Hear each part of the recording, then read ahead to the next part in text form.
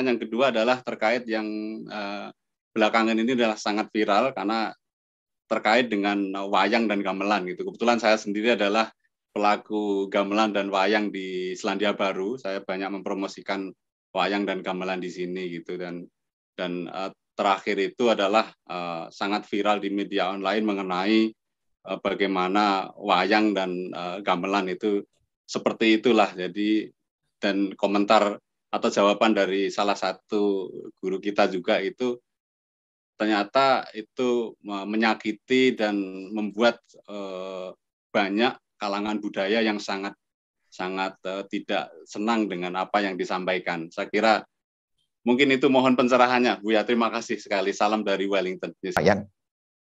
Sering saya banyak, mungkin cari saja video Bu Yahya tentang wayang, kayaknya sudah banyak itu.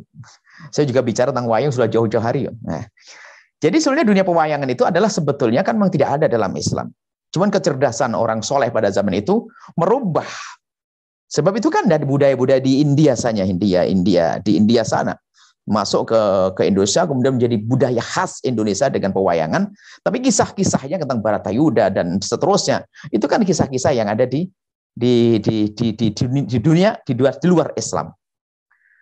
Cuman yang kita harus pahami bahwasanya mereka para ulama itu dengan cerdas. Budaya, seni tetap seni.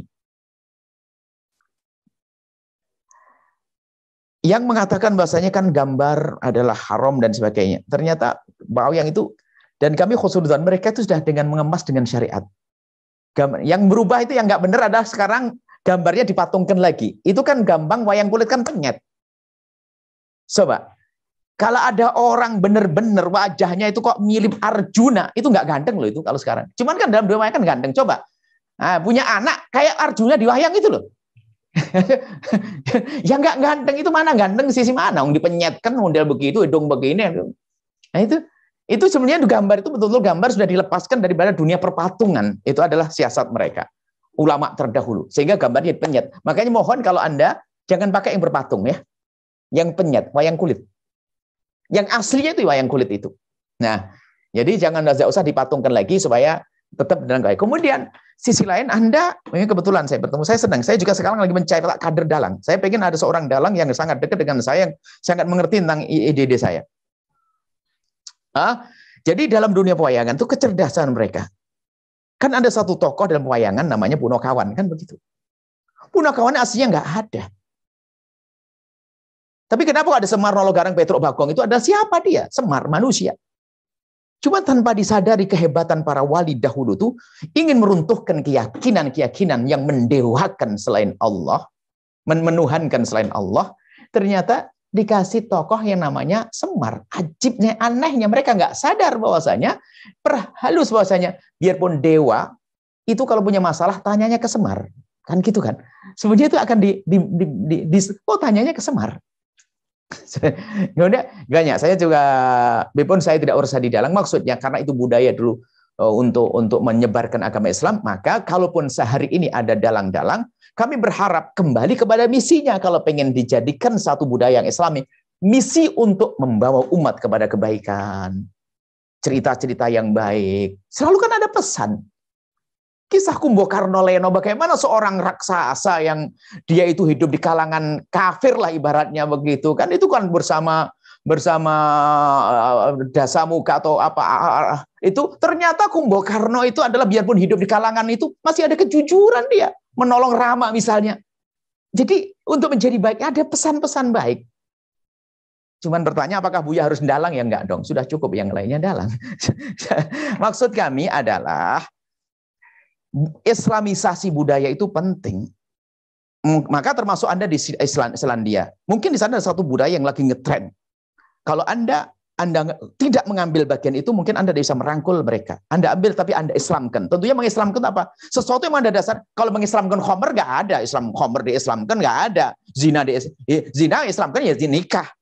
Maksudnya selagi sifatnya adalah umum, kebiasaan, tradisi yang bisa dimasukkan pesan-pesan Islami, bahkan tidak harus pakai label Islam. Dulu para wali songo itu menyebar syair tersebar penjuru Indonesia, belum ngerti kalau itu isinya Islami. Ilir-ilir mereka hafal tapi belum ngerti apa artinya. Seperti itu, maksudnya apa? Apalagi ini termasuk ini karena di Selandia tentunya keluasan yang pernah diambil oleh para wali dahulu tuh hendaknya benar-benar diterapkan kembali. Tapi tetap punya prinsip dong. Harus ada dasarnya.